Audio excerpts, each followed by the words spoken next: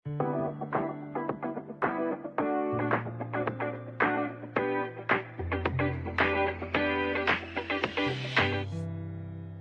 আপনাদের সকলকে স্বাগত একটি নতুন ব্লগে। তো আমরা আজকে যাচ্ছি ইস্ট সিকিম ট্রিপ, বা যেটাকে আমরা সিল্ক রুট বলে জানি। তো এই মুহূর্তে আমি আমার বাড়ি থেকে বেরিয়ে শিয়ালদা স্টেশনের উদ্দেশ্যে যাত্রা শুরু করছি। তো দেখা হচ্ছে আপনাদের সঙ্গে শিয়ালদা স্টেশনে। Tata.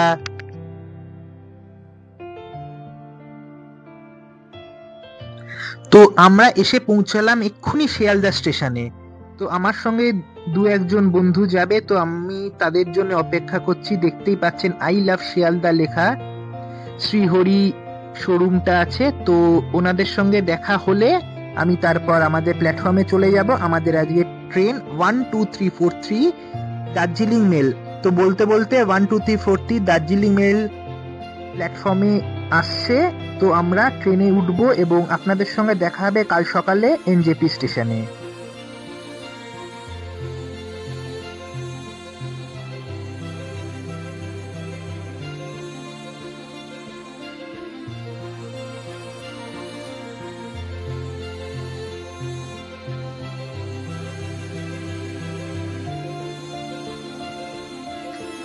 Good morning from NJP station. তো আমরা কিছুক্ষণ আগে এনজেপি স্টেশনে পৌঁছেছি।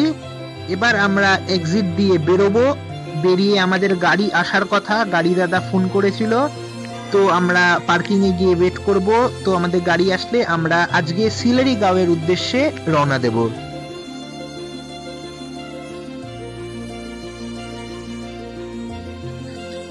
তো আমরা এসকালেটর দিয়ে নেমে যাচ্ছি। এবার নেমে পার্কিং এ গিয়ে আমাদের গাড়ির ড্রাইভার দাদার জন্য অপেক্ষা করব আমরা। তো দেখতে পাচ্ছেন আপনারা হিমালয়ান রেলওয়েজে সে বিখ্যাত স্টিম ইঞ্জিনের একটি ডেমো মডেল রাখা ছিল। তো আমরা এই মুহূর্তে পার্কিং লটে যাচ্ছি এবং ওয়েট করব আমাদের গাড়ির জন্য। আসলেই আমরা সিলারি গাঁয়ের উদ্দেশ্যে রওনা দেব।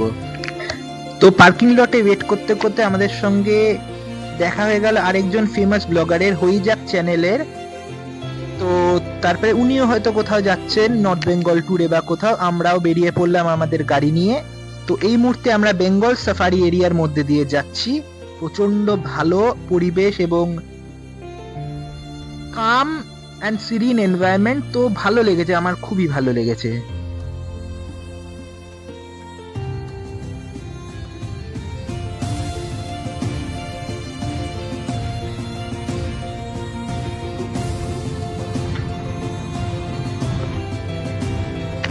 তো আপনারা সব দেখতেই পাচ্ছেন ডান হাতে আমাদের সেই তিস্তা নদী, সেই খরস্রোতা তিস্তা নদী।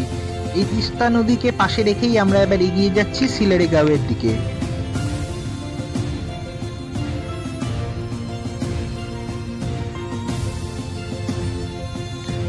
তো সিলারি গাঁও যাওয়ার পথে আমরা একটি মনাস্ট্রিতে এসে দাঁড়ালাম কিছুক্ষণের জন্য।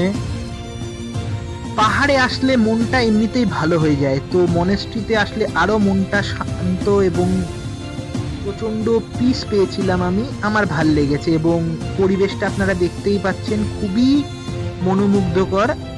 তো এই মনাস্ট্রিতে আমরা কিছুক্ষণ ছিলাম এবং তারপরে কিছুক্ষণ থাকার পর আমরা আবার সিলারি গাঁওয়ের উদ্দেশ্যে আমাদের যাত্রা শুরু করলাম। তো দেখা হচ্ছে আপনাদের সঙ্গে সিলারি গাঁওতে গিয়ে অবশ্যই।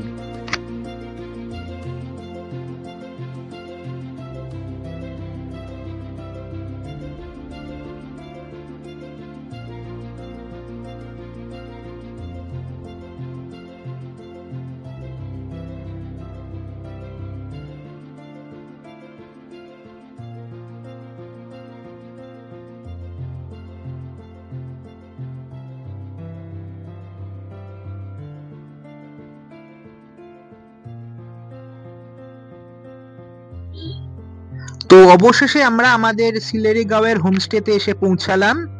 এবার চেক ইন প্রসেস কমপ্লিট করে আমরা ফ্রেশ ট্রেশ হয়ে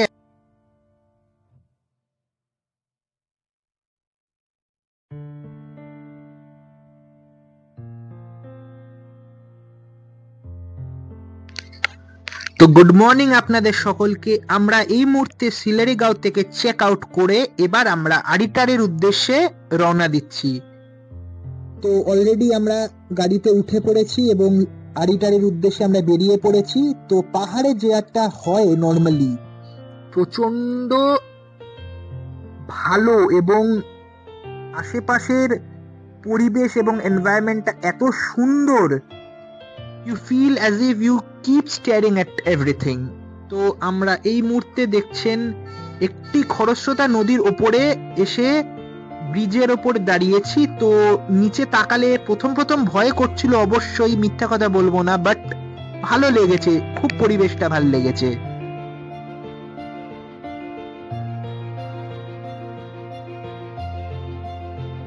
তো আমরা আমাদের পারমিটটা ওয়েস্ট বেঙ্গল সাইডে সিকিউরিটি অফিসিয়ালসদের চেক করিয়ে আমরা অবশেষে সিকিমে প্রবেশ করলাম। তো finally here we are in Sikkim. আমরা সিকিমে পাড়ি দিলাম এবং আমরা আস্তে আস্তে বেরিয়ে পড়ে তারপর আমরা এখানে বিশ্ববিনায়ক মন্দিরে এসে উপস্থিত হয়েছি। তো আপনারা দেখতেই পাচ্ছেন বিশ্ববিনায়ক মন্দিরে ভেতরের পরিবেশটা খুব সুন্দর এবং শান্ত এবং নিরিবিলি। শ্রী গণেশের মূর্তিটি কত বড় এবং কত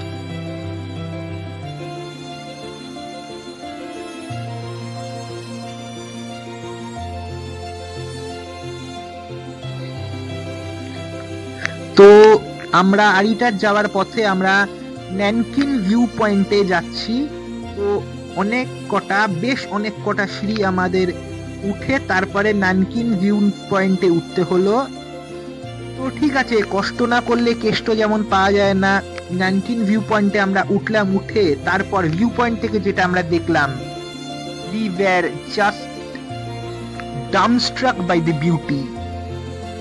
ওপর থেকে আড়িটার লেকটা খুব ভালো দেখা যাচ্ছে এবং দেখতেই পাচ্ছেন নর্মালি যেটা হয় রেনবোটা দেখলাম আমরা রেনবোর তলায় থাকি, রেনবো আমাদের মাথার ওপরে থাকে, বাট এই ক্ষেত্রে রেনবোটা তলায় ছিল, আমরা উপরে ছিলাম। তো আমরা আড়িটারে আমাদের হোমস্টেতে এসে চেক ইন করছি। চেক ইন প্রসেস কমপ্লিট করে প্রচন্ড খিদে পেয়েছে, খেতে যাব আমরা।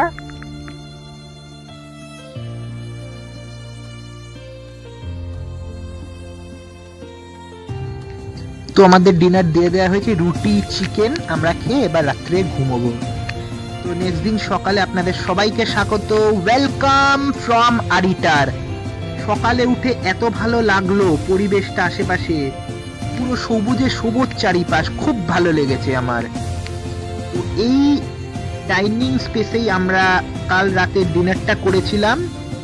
তো আপনাদেরকে ডাইনিং স্পেসটা দেখিয়ে দিলাম এবং আমাদের আড়িটার এই যে হোমস্টে দেখুন কি অপূর্ব ওয়েল ডেকোরেটেড হোমস্টে। এখান থেকে আমরা গাড়ি করে বেরিয়ে এবার জুলুকের উদ্দেশ্যে রওনা দেব।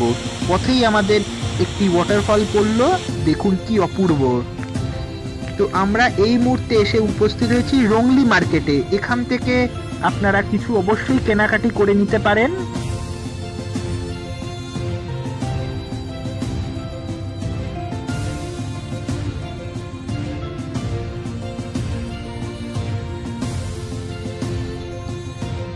পাহাড়ে যেটা আসলে অজস্র ওয়াটারফলস আপনারা দেখতে পারেন। তো আমাদের সামনে আরেকটি ওয়াটারফল, খুব সুন্দর ওয়াটারফলটি, বেশি বড় নয়, ছোট, বাট ইট ওয়াজ নাইস।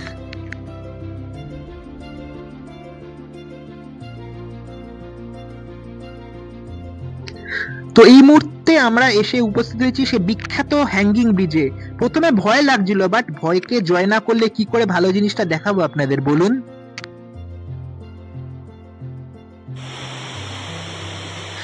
শুনতেই পাচ্ছেন আপনারা খরস্রোতা নদীর কি আওয়াজ হ্যাঙ্গিং ব্রিজের তলায়। তো ভয় করেছিল প্রথমে, বাট তারপরে ভয়টা কাটিয়ে উঠে খুব ভালো লেগেছিল। তো এই মুহূর্তে আমরা কিউখোলা ওয়াটারফলসে এসে উপস্থিত হয়েছি, বিখ্যাত কিউখোলা ওয়াটারফলস।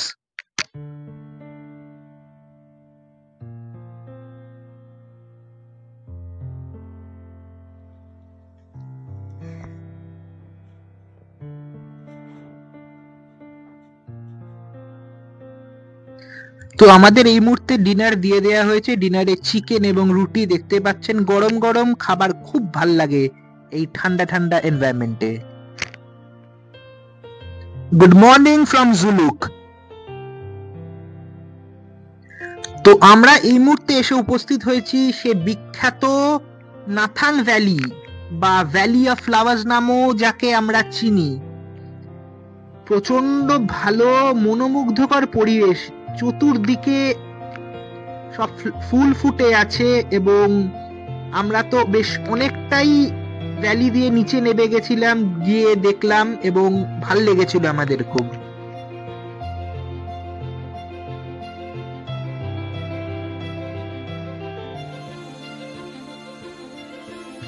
তবে হ্যাঁ, যেটা বলার দরকার আপনাদের, একটু সাবধানে স্টেপিং ফেলে ফেলে নামবেন, কারণ পাহাড়ি area as you can understand, তো পা ঠিকভাবে না ফেললে স্লিপ কেটে পড়ে যাওয়ার চান্স তো ডেফিনেটলি সব সময় থাকে।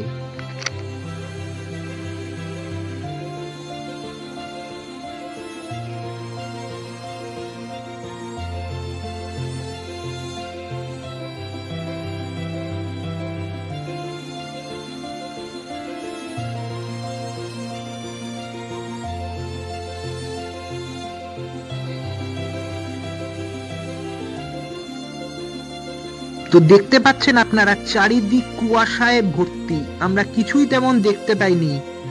একটু যখন কুয়াশাটা কাটলো সকালটা, তখন আমরা ভালোভাবে উপভোগ করতে পারলাম। তো নাতাং ভ্যালি থেকে বেরিয়ে আমরা এই মুহূর্তে ওল্ড বাবা মন্দিরের দিকে রওনা দিয়েছি। তো দেখা হচ্ছে আপনাদের সঙ্গে ওল্ড বাবা মন্দিরে গিয়ে।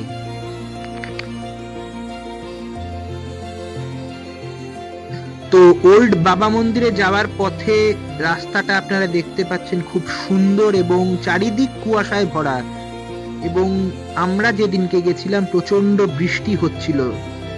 তো ঠিক আছে, বৃষ্টি পড়ছিল ঠিকই, বাট খারাপ লাগেনি, খুব ভাল লেগেছিল।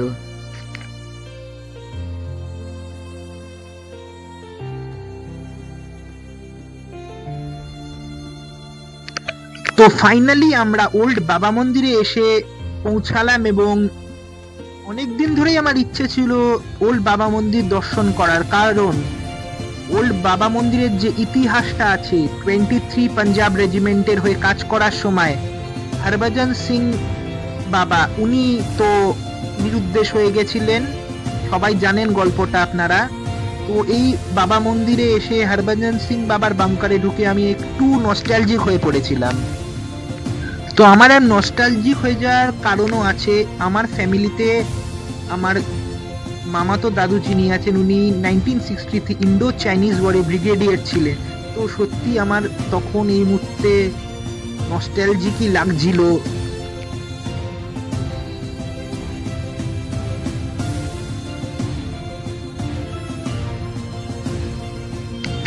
তো আমরা ওল্ড বাবা মন্দির থেকে বেরিয়ে আবার আমরা গ্যাংটকের উদ্দেশ্যে রওনা দিলাম। দেখতেই পাচ্ছেন পথে প্রচন্ড কুয়াশা এবং আশেপাশে কিছু দেখা যাচ্ছিল না, বাট পাহাড়ে তো মানুষ এর জন্যই আসে, এই পরিবেশটা উপভোগ করার জন্যই হাজার হাজার কিলোমিটার দূরে ছুটে আসে পাহাড়ে মানুষ।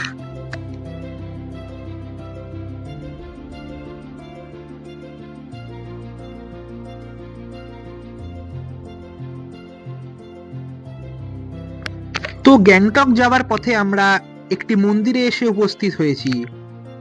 পাহাড়ি পথ, পাথর কেটে কেটে সিঁড়ি করা আছে, বাট বয়স্ক মানুষ আপনারা একটু ডেফিনেটলি সাবধানে উঠবেন, যাদের পায়ে প্রবলেম বা হাঁটুতে ব্যথা আছে আপনারা সাবধানে উঠবেন অবশ্যই। আমার ওপিনিয়ন বা সাজেশন চাইলে আমি বলবো আপনারা অ্যাভয়েড করুন, কারণ ওঠা এবং নামা প্রচন্ড কষ্টকর হতে পারে আপনাদের জন্য।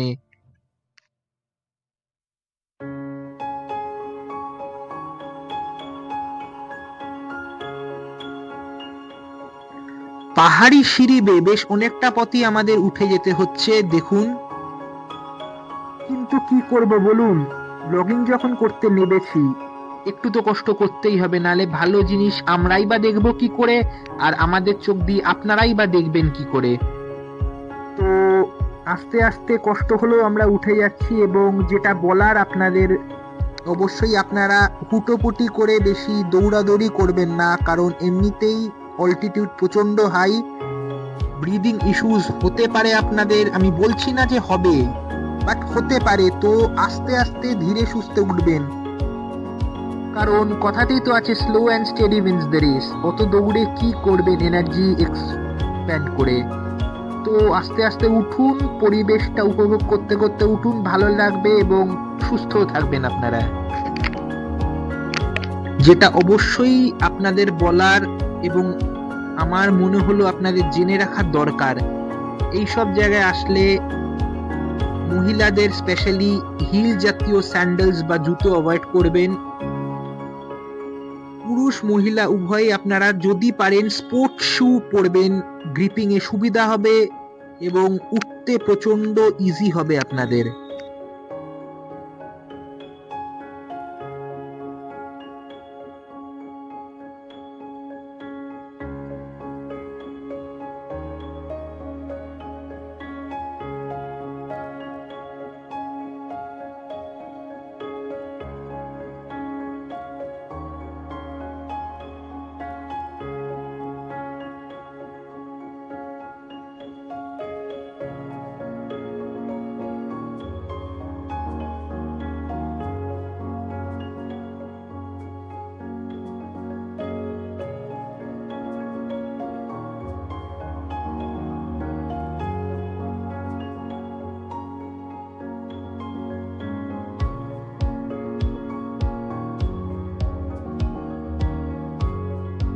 তো ওপরে উঠে যা দেখলাম, তো দেখে আমরা তো প্রচন্ড খুশি হয়ে গেছিলাম, ভালো লেগেছিল অবশ্যই। তো আমরা এই মুহূর্তে এসে উপস্থিত হয়েছি ভারতবর্ষের সবচেয়ে হাইয়েস্ট অল্টিটিউড রোপওয়ে, ছাঙ্গু লেকের রোপওয়ে। কিন্তু দুর্ভাগ্যক্রমে এদিন বন্ধ ছিল ছাঙ্গু লেকের রোপওয়ে। আমরা অনেকটা উপরে উঠেও আমরা কিছু দেখতে পেলাম না বা রোপওয়েটা চড়তে পারলাম না, বাট ঠিক আছে, উঠে ওপর থেকে এরিয়াল ভিউটাও তো কিছুটা পেলাম আমরা।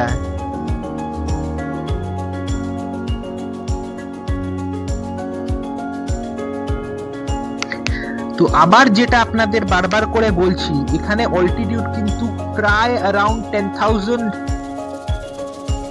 ফিট ওপরে। তো আপনারা একটু আস্তে আস্তে উঠবেন, হাঁপাতাপি করবেন না, নালে আপনাদের কিন্তু কষ্ট হতে পারে এবং ব্রিদিং ইস্যুস হতে।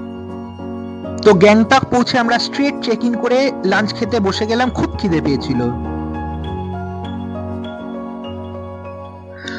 তো আমাদের হোটেলে একটি গুজরাটি ফ্যামিলি সেদিনকে চেক ইন করেছিলেন। তো ওনাদের কিছু প্রাইভেট ইভেন্টস চলছিল সেখানে, দেখতে পাচ্ছেন ফুচকা বা দহি ভাল্লা ওনারা সার্ভ করছিলেন, ওনাদেরই অ্যারেঞ্জমেন্ট সব। তো ওনারা আমাদের ইনভাইট করলেন এবং আমরা খেলাম।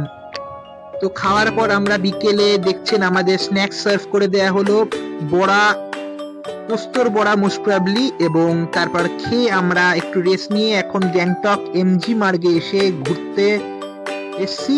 তো বৃষ্টি পড়ছিল, খুব বৃষ্টি পড়ছিল, বাট ছাতা নিয়ে এসেছি। গ্যাংটক আসবো, এমজি মার্গে আসবো না, কিরকম হয়? তো good morning from Gangtok. Dinner টেবিলে চলে গেছিলাম, কারণ অনেক রাত্রে ঢুকেছিলাম আমরা হোটেলে।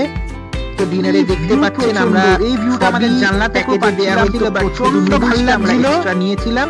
আপনারা এক্সট্রা নিতে পারেন। প্যাকেজ সংক্রান্ত সমস্ত খুঁটিনাটি ডেসক্রিপশন, কত টাকা লেগেছিল সবকিছুই ডেসক্রিপশন বক্সে দেয়া থাকবে, আপনারা অবশ্যই দেখে নেবেন।